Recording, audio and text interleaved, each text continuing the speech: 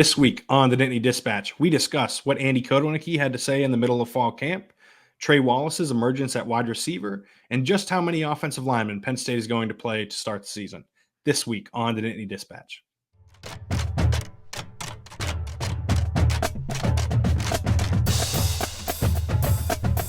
Hello and welcome to the Nittany Dispatch. I am John Sauber, Penn State football beat writer at the Center Daily Times. She is Audrey Snyder, doing the same at The Athletic. And Audrey, we are terrifyingly close, I think, at this point. That's a good way to put it. Yeah, I was mapping out the rest of my preseason and what I was going to, what I'm writing the rest of the way until the season opener. And you realize it's essentially our season starts like not game day, but that first Monday, right? That like first that's when you week. get into the rhythm. That's in like 10 days. And it's a little terrifying. Yeah, so I am one of those people, John. I like panic and stress clean my home always Nice. the week before week one, right? So I kind of spend week 0 making my home look really, really nice. And then knowing that after that, I'm not probably getting to like the bigger things until a bye week. So that's where I got a jump start on it this year. So I've been doing projects around the house. So I got 2 bathrooms painted, got epoxy on my garage floor, which if ever you and your wife decide that you want to clean your garage and do this, I'll just tell you not to. Like it's a very labor intensive process. But I don't spend enough time in the garage for it to be an issue. I Like mean, we, but know what now I mean? Like, here's the thing. Like now you could, right? Like, don't you want to? You come back after covering a night game. Don't you want to pull into a nice, clean garage? not really, because usually I'm No. not even paying attention to what's in there. I know. I'm going, Honestly, honestly, straight into here to record. Yeah, it's like, oh, I'm home. Let me grab a beer and let me go talk to John and do a podcast. Yeah, but Yeah. now, I mean, that's the time of year we're at, though, right? It's like all of the things that you didn't do this summer, everything that was on the to-do list. It's like, got to do it. Got 2 weeks to do it. I have been golfing an absurd amount as my time to golf slowly winds down, because once the season starts, it's way harder, to find 4 hours where Put the you're clubs gonna be away. free.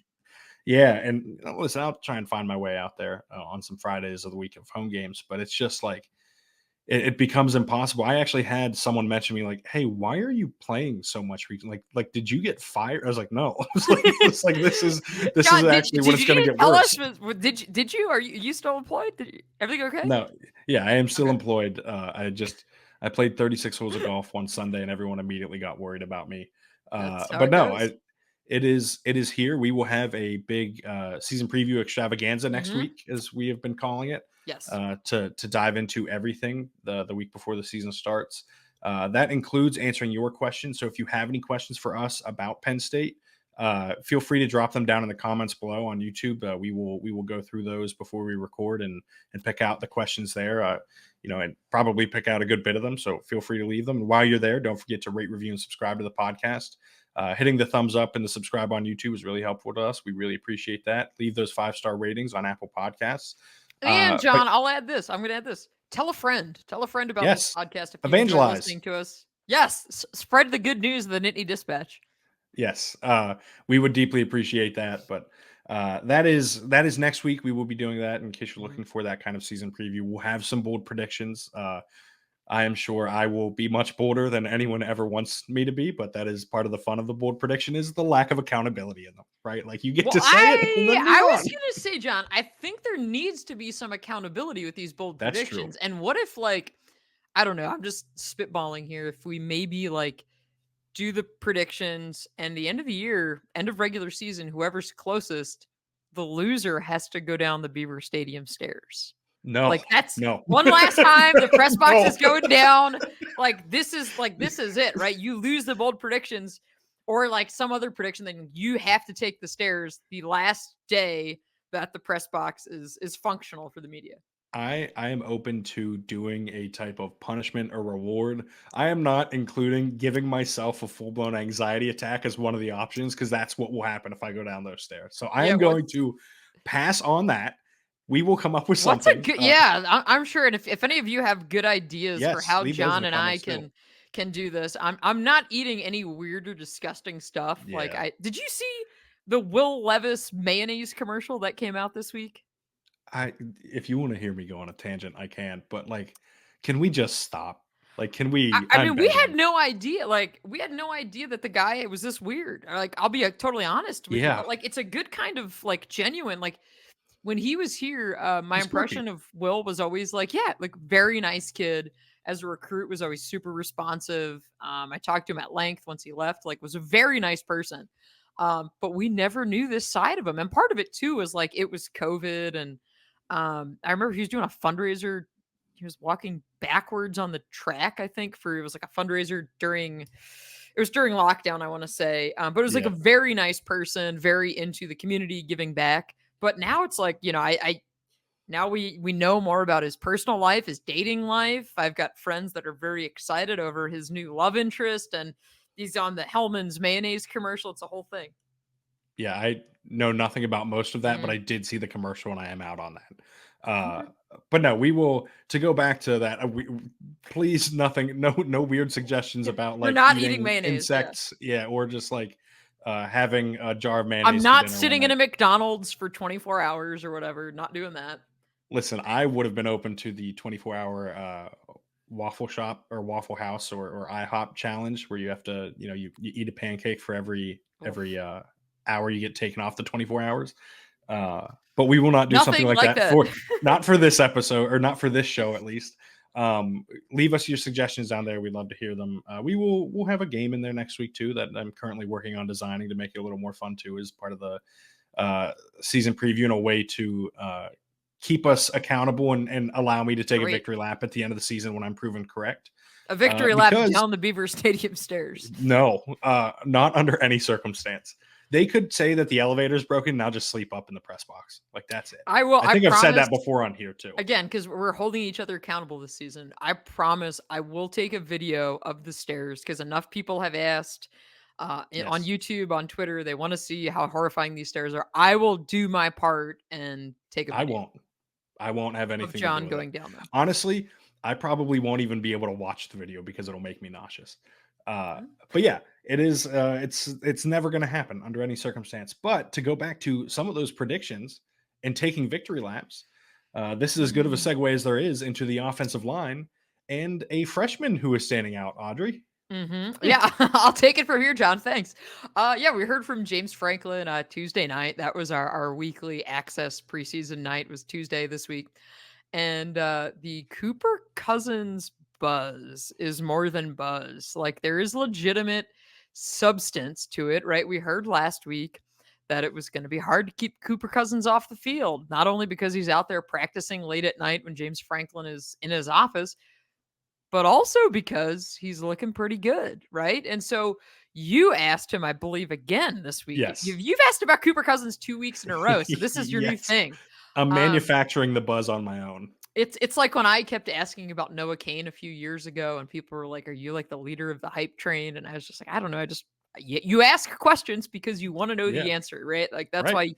that's why you do this." And you want to know the answer to Cooper Cousins, as do a lot of people. And I think one when James Franklin answered your questions about Cooper Cousins and a previous question about the offensive line, it reminded me, which fans will be glad to hear this, we haven't been asking and talking a lot about the offensive line, which is good news, right? Because it's not, they have depth there. It's not like it was a few years ago when James Franklin was like, I'm never talking about them again, or whatever he said. We're not going to talk about it until things change. Just because it's not a pressing need, right? Like we're all okay. How do the receivers look? But yeah, John, certainly sounds like you were right in the spring when you said about Cooper Cousins. I believe you might have gone as far as to say he starts this year at center. I don't know if we're not Yeah, there yet, but no, I don't think we're there yet. he's gonna certainly sounds like he's gonna see the field, and we know that he's Y- working at center and guard. So And that's the big thing because I said on last week's episode that Andy Kotelnicki, offense coordinator Andy Kotelnicki, didn't mention Coach uh, K. right. Kotelnicki didn't mention Cooper Cousins when he said players that were taking snaps at Mhm. center in his pre-fall camp presser. I think that was probably just an oversight on his part. Nothing to look into because when I asked James about Cousins and where they anticipate him playing, he said guard and center, and that he's going to factor into both. And he also said, and I think this is interesting, that he expects to play. And he thought about it for a second. He might have been, I think I he was would be adding willing up to. names and yeah. Yeah, but I think you can probably give him the leeway of give or take a name here in either direction. But around 8 offensive linemen they would expect to play, because he said 3 tackles, at least 3 tackles, at least 3 guards, and at least 2 centers. Right? Was that the number? Yes. Yeah, yeah. So 3 plus 3 plus 2 is 8. Yes. Right. Just And check. so We're not a math podcast here. We never will claim to be one. I'm surprisingly good at math given the profession I I've am not. chosen, Yeah. which does not make much sense at all. But no, those 8, I'm curious. I think it's fairly straightforward who they are, but Let's unpack do that. you do you have the So same 8? Because I think the tackles are pretty obvious. yeah, so we haven't talked about our 8, but yeah, the tackles. I'm with you. I think the tackles are obvious, right? It's Drew Shelton at left tackle, and then at right tackle, you've got that camp competition, which is really one of like the only true competitions that's happening right now, with Anthony Donko and Nolan Rucci, right? So we've seen this play out several times before that they're not, and I would assume it's probably going to go the same way. Just guessing here, heading into West Virginia, where we're not going to get a winner of a camp competition going into week 1. They're not going to tell us. There's not going to be a depth chart because we like those have gone by the wayside. But we're going to see both of those guys play right tackle, and they're going to rotate, right? Obviously, someone's going to start. Then maybe the second quarter we see somebody else come in, and then they will kind of continue to evaluate those guys through the early portion of the season, right? So I think 3 tackles, pretty clear. And But I think too, like the right now, I would say that Drew Shelton at left tackle is pretty that's a lock. locked in that he's going to be the primary guy there. I would probably give a leg up to Donka at right tackle, but Rucci has been mentioned a lot. I'll put it that way, as someone who is kind of maybe not better than anticipated, but like is on the trajectory that you would expect more for a 5-star recruit out of high school that went to Wisconsin, transferred in this offseason, is sort of running out of eligibility a little bit there, right? Like he is Mm-hmm. a redshirt junior. He's got 2 years left. Donka is a redshirt freshman, I believe, right? Like he preserved the redshirt last year. Yes, because he played in the bowl. Gosh, that bowl game Yeah, feels was forever ago. But yeah, it really does, because he Donka, if for those who remember, switched from guard to tackle in the bowl practices prep. leading up to the bowl game and ran with it and was really good against Ole Miss, and has kind of put himself by sheer force of will into this picture. When I would venture to guess, if you asked the coaching staff in the middle of last season who the starting right tackle would be, his name wouldn't have even come up. Right, like No, it wouldn't have been it an was a option. pleasant surprise. And I was talking to Phil Troutwine about that this summer a little bit, and he kind of said he's one of those that like, yeah, we just figured for the bowl game, like we knew Caden Wallace was going to be limited, with moving on and that type of thing of like, well, let's see what happens. And every once in a while, you get a pleasant surprise like that. But here's where, John, I think that, and again, because you have so much position flexibility up front, this is where it gets interesting when you play this numbers game because, okay, if 8's the number, we just mentioned 3 tackles. If you go along the interior, right? Like we've heard that they believe JB Nelson can play a lot of different positions. Javen Williams can play a lot of different positions. We also know you've got Sal Wormley and Vengo Wane who've been around here a long time and are going to play. So when you're rounding out your 8, did you include JB Nelson and Javen Williams? I included Nelson. I did not include Williams. I would Mhm. venture to guess that Williams is more of a Backup left bit tackle? player this year, right? Like he is a small role that maybe he rotates in on occasion, or if someone gets hurt, he steps up. Mhm. But for the most part, it's just he is a small role and isn't a massive part of this. Nelson, I think, is because he can kick out to tackle, because he can play guard, both guard spots.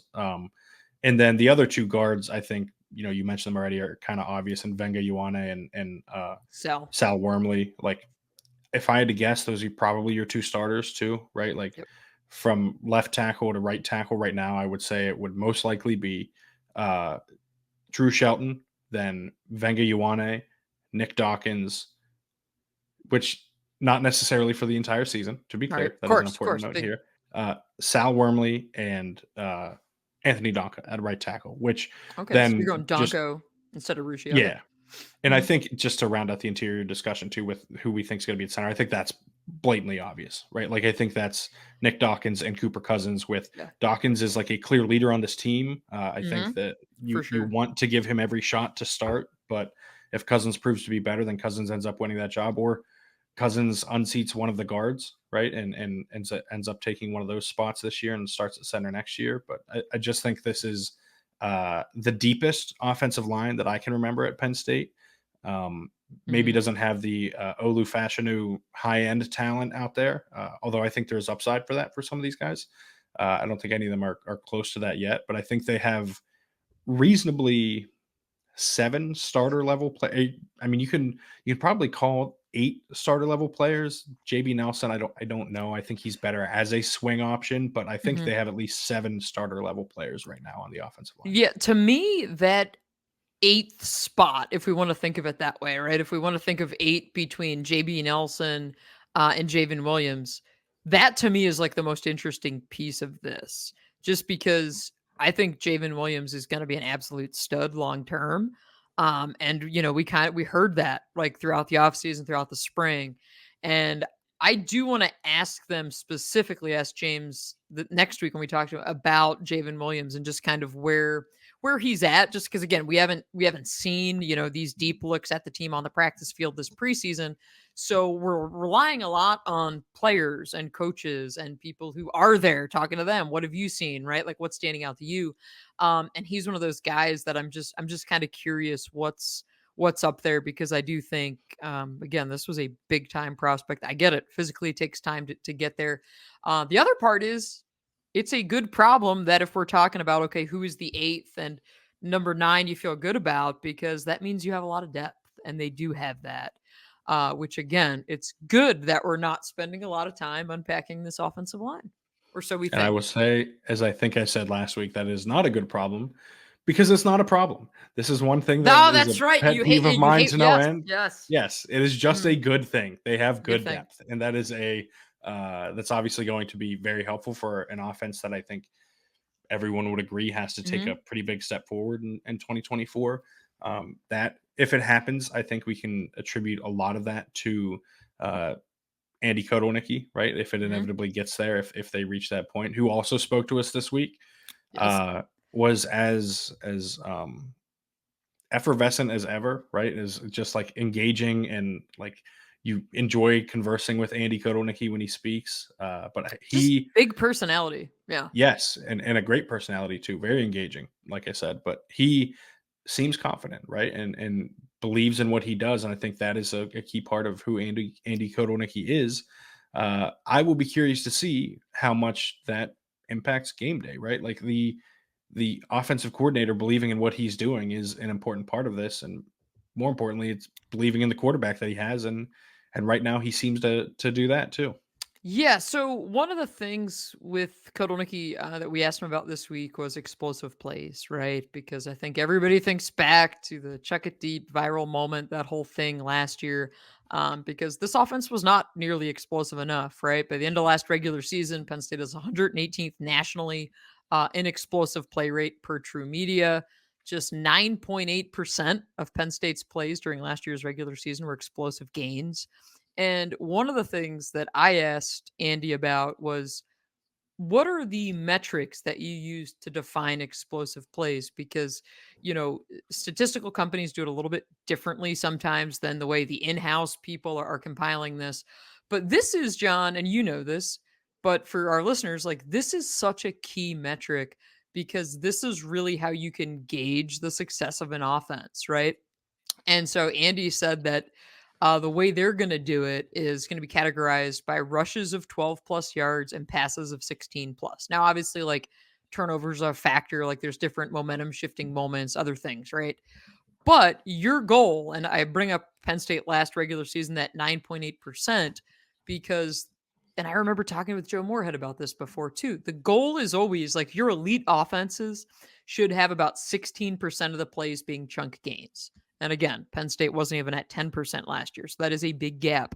But Kotelnicki last year at Kansas, they were 16.4% of explosive plays. So that is just something to keep an eye on this year. And And I'm sorry, it's going to be Penn State's going to do rushes of 12, passes of 15, not 16. I was Passes going of to say, you 15. said Most people do. 16. Yeah.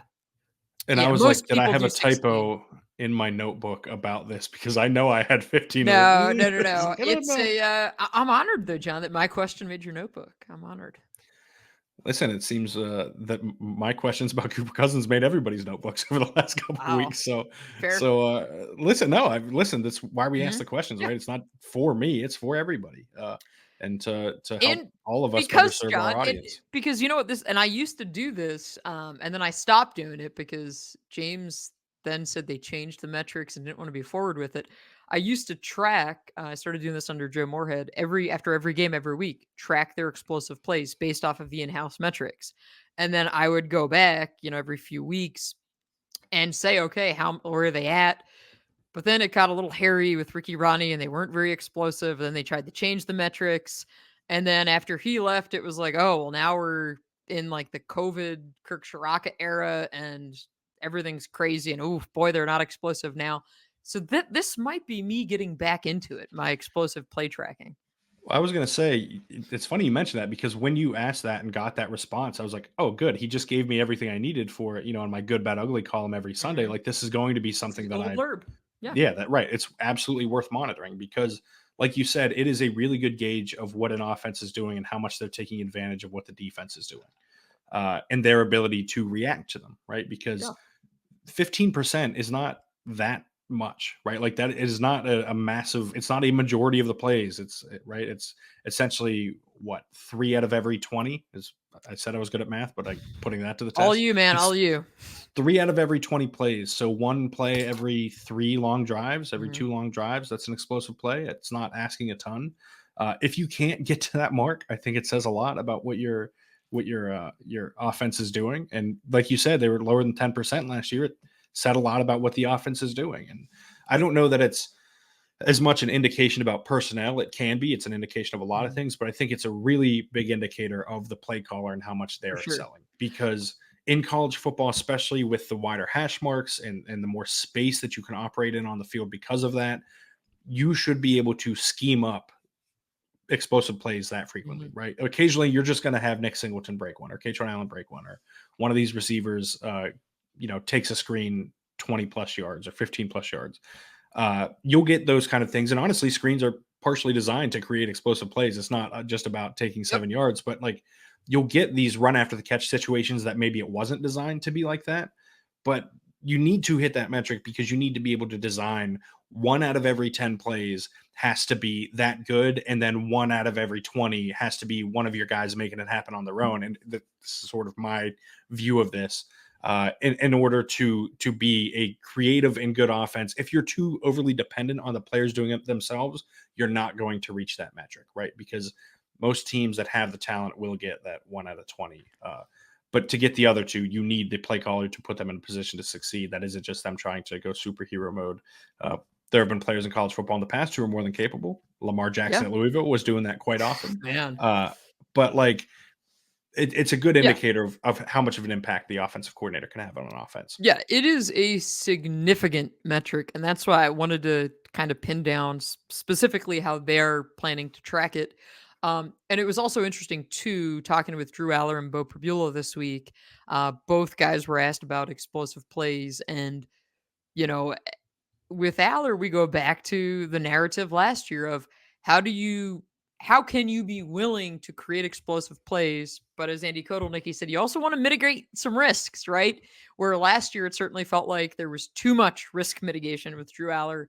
And he said, hey, like it's about understanding what the defense is giving you and being patient enough to say, okay, like if that's not it, maybe you check it down. Or I mean, John, there's so many times last year, not to like reopen the wounds for our listeners, but I mean, there are specific instances, and I'm working on a story about this on The Athletic, but there are a couple instances in particular that have stood out to some of Penn State's coaches from last season with regards to play calling. And when you had, an explosive gain, and what did you do to follow that up? Right. And you didn't follow it up with a great play, or maybe you followed it up with a bubble screen that lost a yard.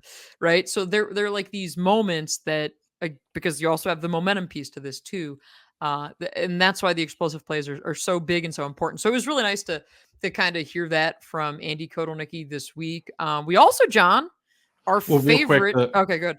the one thing that he said too, I just wanted to give this quote that I thought was interesting Mhm. that I did include in my notebook, uh, of how you do this, how you go about this, and you said about like setting things up. Yep. And he said it's about the quote here is the intention of maybe setting up plays that are complementary, the intention of putting players in their best position possible to succeed, and the intention to make sure that you are pressing the ball down the field enough, and that you do have a plan or a vision for how much that needs to occur. Right, like it is this overarching view that kind of guides the need for explosive plays, right? Like it's this he gets it, right? Like Yeah. he understands that this is a massive part of this, that it is that you have to be intentional, that you have to try and seek them out when you can, that you have to utilize smaller gains to create bigger gains, and that is, like you said, something we didn't really see last year. Right. You don't just wake up one day as a play caller and say, "Yep, we're going to be an explosive offense now." Like you have to be You committed. don't Frankly, you don't just chuck it deep. Like you have to set Right. those things up and It's put yourself in yeah. a position to It's succeed, not that. unless you have those game winners out there, the Yeah. Marvin Harrison Juniors of the world. Yeah. Like that's the other part of this too, right? Like it is more thought out, more methodical, right? Or as Andy Kotelnicki said, you can't just rip it down the field aimlessly, right? Yes. And I think that sometimes gets lost on fans too, because it's like, well, why wouldn't he do this? Or those types of moments. Like there is a methodology to all of this, and people who spend a lot of time and are paid a lot of money to figure these things out. This is kind of what they do, but I want to go back to the wide receivers, our favorite preseason, offseason, another year. Here we go, talking about the wide receivers. We don't just have one name now, John, this preseason, because it's been a lot of Harrison Wallace. The Harrison Wallace hype train left the station a couple weeks ago. There's another guy who's starting to generate a buzz, whose brother is a quarterback with the Green Bay Packers. Um, Mr. Liam Clifford is generating a buzz so far this preseason from the sounds of it. Yeah, I Are you bought in? no. I think Liam Why not? Clifford is going to be a useful part of this offense as a reliable part as a slot receiver. He's a good athlete, right? Like he's Mhm. not necessarily great at creating after the catch, but he gets open because he has good quickness, he has good speed. But I think there is a need more for what Julian Fleming does, right? And I Mhm. know some of it, I guess, I don't know maybe Penn State is just seeing something different than this year than what happened at Ohio State or what have you, because what he did last year is so valuable as a number two receiver. I talked about like, watching film on him in the offseason and everything. And I think it's probably fair to say they're not getting a true number one in him after sitting down and going through everything. Mhm. And after seeing even, the way he looks different than all of these receivers. He is huge Well, compared he's to also like what, everybody else. 23? Yes, Like but I'm there is saying like that. Yeah. he He's is a man. Yeah. gigantic, and he Mhm. is compared to every other receiver on the Yes. roster, and he is reliable. He catches the ball. He will win in contested catch situations. Most importantly, he gets open, right? Like he's not going to be a massive yards after the catch threat, but I don't think you need that in a number two receiver, right? Like Tre Wallace seems to be the guy at wide receiver Mhm. this year. He's all the eggs are in that basket. And I think Liam Clifford is going to be a nice complementary piece, as I think with Caden Saunders. But I just like maybe he looks different when we're not there in practice because we really don't see much. We see routes on air, and Mhm. he's not going early in the line for those, right? Like it's usually some semblance of the depth chart, like you get a rough sketch of what it looks like Yeah. based on the order of those things. He's not going early or anything like that. I just like maybe I'm flat out missing something, but I think he is pretty clearly their second best receiver based on what you hear and what you watch from last year and what he's done in the past. Yeah, I thought it was interesting because I think if I'm recalling correctly, and it's possible I'm not, but I think James Franklin said something similar to this about Liam Clifford last year around this time, right? I believe so Um, too. He's if called him Steady Eddie in the past. Like yeah, like I think they there's a need reliable level to him that you need, but this receiving core needs more than reliability, right? yes. And maybe he's taking that next step. Again, we haven't seen him on the field just in our limited windows. Like we haven't We seen haven't 11 on 11. We haven't seen one on right. ones. So I can't speak intelligently to that because we haven't seen it. But I do. I'm with you that I'm part of it. John makes me wonder too. Are they trying to perhaps intentionally slow the Fleming hype a little bit because he is a transfer? And we know that when Julian got here, he was very intentional about wanting to sit back, kind of be respectful, let his work, his practice habits speak for themselves. So I just kind of wonder if that's maybe a piece of it as well. And I will say, because I didn't realize this until this week, uh, Bo Pribula, which this might send some people down a unique rabbit hole. Bo Pribula, who said he's operating primarily with the twos this preseason, which that should not be a surprise. Bo Pribula said that he is roommates with Harrison Wallace and Liam Clifford, and that it's been really nice to see these guys turn the corner, that he's noticed it.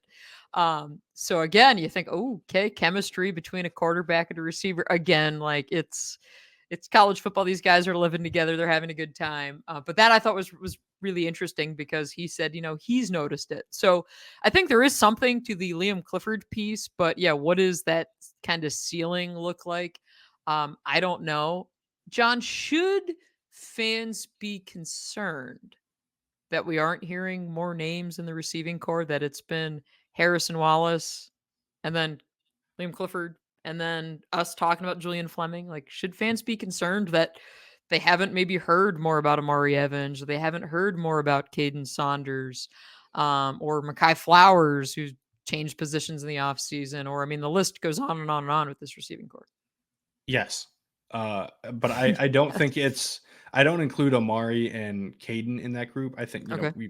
Caden's been banged up. I Mm-hmm. think James said Mm-hmm. that on Tuesday. Mm-hmm. Amari is what he is. He's been transitioning to wide receiver for a couple years after playing quarterback in high school, and his incredible speed is still a great deep threat. But like I, still think they probably want to see more and And the see him consistency develop. piece, I think. Yeah. But develop more of an all-around game too. Mm-hmm. I would be stunned if he doesn't have a role on this team. I'm not worried about him or Saunders, but it is concerning that there are 5 players that are consistently mentioned, and then like James will occasionally mention guys like Flowers and the rest of the receivers, but there's never an extended conversation about them. Mm-hmm. I would say, right? Like Yeah. it's it's always like in passing, like as it's clear he's to the I need to list everyone else at this position, because Yeah. in those press conferences and in scrums he's not just talking to us, he's also talking to the team, right? Parents see Oh, it, yeah. players, everything. Yes. Yeah. Yes. And so like he kind of gets to that point where he's kind of listing everyone that's there. I will say, like, Tyzier Denmark is kind of the hope that you have if you're a Penn Mm-hmm. State fan, that you cling to that and hope that he is everything that you kind of want him to be at this point. Probably a role player as a freshman potentially is the ceiling there, but then develops into more down the road. We found out that Peter Gonzalez has a long term injury. Mm-hmm. James said on Tuesday, so wouldn't anticipate seeing him this year. Which he'll redshirt. He's a true freshman. He just enrolled this summer. I think that's Yeah. not necessarily a long term issue or anything. Yeah, and I Uh, think that was the plan all along, right? Like you weren't going to see Peter Gonzalez this year, but Denmark is one of those guys that James Franklin has said he's flashed, right? We heard that a couple weeks ago, but I think with any freshman, it's the consistency piece too, and it's okay. Well, how do you actually look against? I mean, that is the good thing for this offense, that when they scrimmaged last week. James Franklin, had said that they haven't gone into Beaver Stadium yet for a scrimmage, so that should be coming. But you never really know how some guys respond in certain moments, right? And the good thing for this offense is when you get into some of these settings, you're going to be going against a really good defense every day, and that's going to help you, right? Like that, it might be frustrating at times, but I think it is a bit of a good sign that we've heard from some of the defensive backs that have said, like, yeah, these receivers are doing good. And Harrison Wallace, like KJ Winston said it, Jalen Reed said it, like Harrison Wallace has made their life difficult. And that's what these guys want, because everybody knows that this receiving corps has to be better for Penn State to go where it wants to go. and Wallace has to stay healthy, right? Like that's the Yes. biggest thing for him, and Fleming too, to some extent, who's Mm-hmm. had injury issues in the past. Him and I talked about a lot about that this summer when I spoke to him. I think it was like June. He said he just like wants to stay healthy and prove that he can stay healthy for a season. Wallace, obviously, it's probably more important because he is your number one receiver. And I think a pecking order is pretty clearly developing here, right? Where it is Wallace. It seems that Clifford is getting more buzz than Wallace, whether or than Then Fleming, Fleming. excuse me. Yeah. Whether I agree with that or not, or like I said, maybe we're just not seeing enough. I find that interesting, Mhm. but it's clear that the top group is Wallace and Clifford right now, right? Like that is their perception of it, and we'll see if how that bears out on game days. But like I said, I'm pretty surprised by the lack of maybe not the lack of Fleming buzz, but by the maybe this thought that the skill set that he brings isn't valuable enough, or isn't you know what I mean? Doesn't reach the level I of a number two receiver because I think like I'm on the I think they're trying to keep the hype down with him train. That's my read on it. yeah.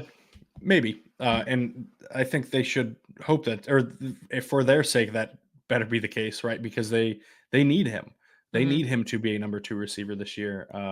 I think he's going to, in all likelihood, get drafted next year, right? Pretty much no matter what he does, Yeah. because of the skill set he brings. He's going to be in the NFL. I'm pretty confident this an elite special teamer as a gunner in the NFL, right? He's going to be a really good blocker. I think he's a guy that plays for a long time because you always want someone like that in your locker room. But I think in this offense with this team, like he's without a doubt the second best receiver. So we'll see how it plays out. But I've been, like you said, maybe you're right, and they're trying to tamp down some of the excitement a little bit because he isn't a number Mhm. one or like one of these. He's not like Marvin Harrison Jr., Chris Olave, or anyone like that. But Yeah.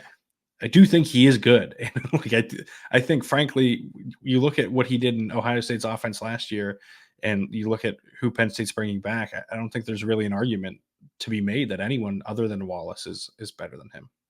Yeah, no, and it's a position of severe need. And I think too, we've talked a lot this offseason about the impact of the tight ends and how Tyler Warren can help big time with this offense. But there's another tight end now that James Franklin is talking about. Luke Reynolds, the true freshman, is somebody that is going to see the field this year. Now, whether that is plays in a couple games and preserves a red shirt, whether that's burning a red shirt, still to be determined. But James Franklin did say that they've liked what they've seen with Luke Reynolds. So he's somebody that at some point this year is going to play. But Franklin, he used to call him the red light, yellow light, green light conversations. And it was always about next week of camp when we would ask him, hey, which freshmen are absolutely green light, meaning they're going to burn the red shirt. But then obviously rules have changed over time. And Right. as he enters his 11th season, and now you have, those parameters in place where you can see the field and still preserve a red shirt. But I thought the Reynolds piece was interesting just because they've got talent there. They've got depth there to the point where I don't think you have to have Luke Reynolds play. Like there's not a pressing need like we just talked about in the receiving core where there are needs. Uh, but it's good to hear that. It's good to hear that there's someone that they feel really strongly about here in mid-August that they plan to get him on the field. Is there anything else, John, in the tight end group that we're reading into? Any Khalil Well, Dinkins updates? Yeah. Well, Jenkins has some bumps and bruises, Yep. according to Franklin. Has missed some time in practice. Obviously, he's an important piece. He's their second Mhm. best tight end this year. I do think the Reynolds part of it is really interesting because it opens up this really interesting conversation about how you handle the games that you have at your disposal. Because let's say you're a team with playoff aspirations, as Penn State is, and you think he can help you in that scenario. Well, you can play him in the postseason. It does not count toward the redshirt limit, right? Yep. You can play theoretically 8 games and still redshirt. Because if you get your 4 in the regular season, then you're 4 in the playoff. You're still eligible to take the red shirt. Now, if you're that good, you're probably not going to use that Probably red not shirt coming year at back. the Yeah. back end of it, anyways. But I do think it's interesting to see how teams allocate those games, right? Like, do you play against Kent State and then maybe you play a little bit against someone like USC so you can taste a road environment, and then you play the last 2 games of the year as kind of a ramp up into the postseason? Like, or do you get all those games out of the way against easier opponents so they're confident and then they're kind of on ice until the postseason? So I'm curious to see how teams handle that. I think I would handle it the first way, right? Like you try and get one Yeah. game in September, one in October, and then just play in the last two, and you have your kind of best guys available and with some momentum heading into the playoff. But Yeah, I think this tight end group is going to be strong. We know that Tyler Warren is the head of the class there. He has a chance to be the best tight end in the country this year. I think he is. You have Dinkins, as long as he's healthy, is a very good number 2 tight end, and then you have the group of guys, the Andrew Rappoyers, the Luke Reynolds, and everyone in that bunch that can Jerry factor in. Cross. We haven't. Yeah, Yeah, we and haven't heard much. Haven't talked about Jerry Cross. right, and but all of those guys could Mhm. factor in at some point because Andy Kotelnicki is going to run formations out there with any number of tight ends, maybe 11 tight ends at some point. We'll see.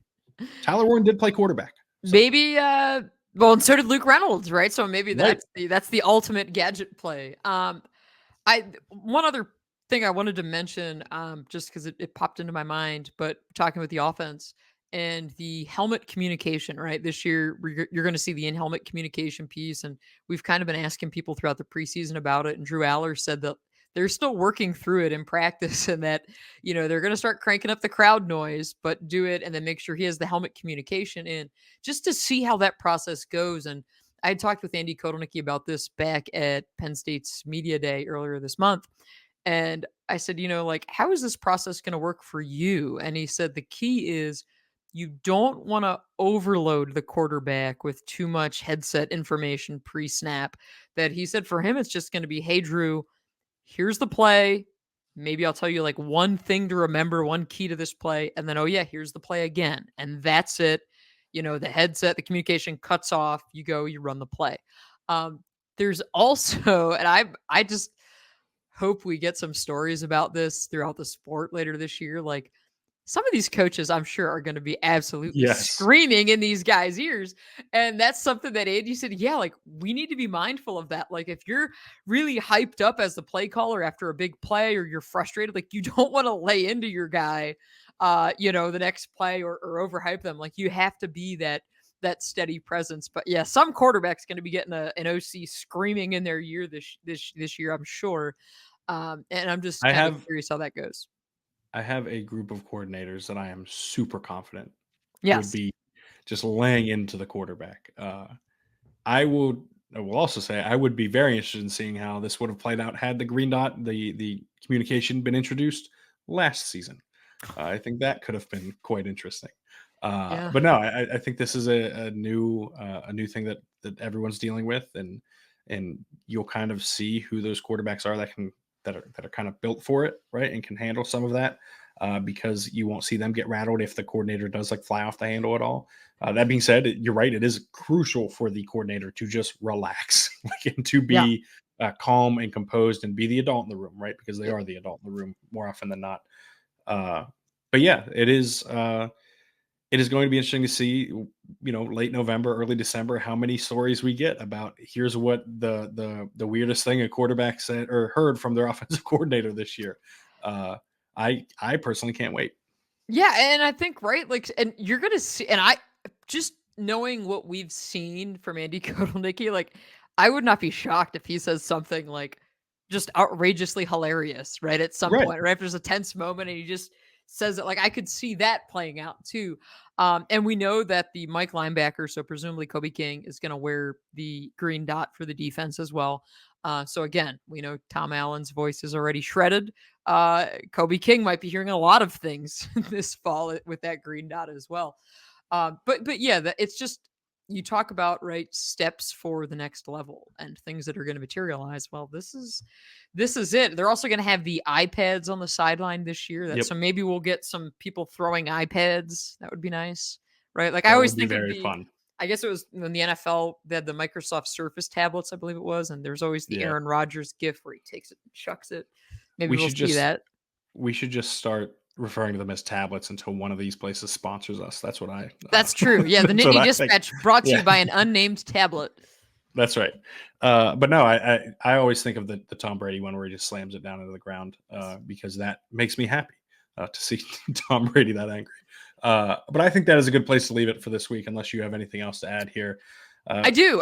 Just another call out for mailbag questions. Next week, it Yes. is the season preview extravaganza. Leave us your questions on YouTube, and John and I will parse through them, pick out a few of those. And we want to kind of run through next week. Here's what we're thinking. Here's our bold predictions. Here are the key stretches to the schedule, things that we're hearing and seeing. So you don't want to miss next week. Don't forget to rate, review, subscribe. Tell a friend about the Nittany Dispatch because we are going to be here every week from now through January.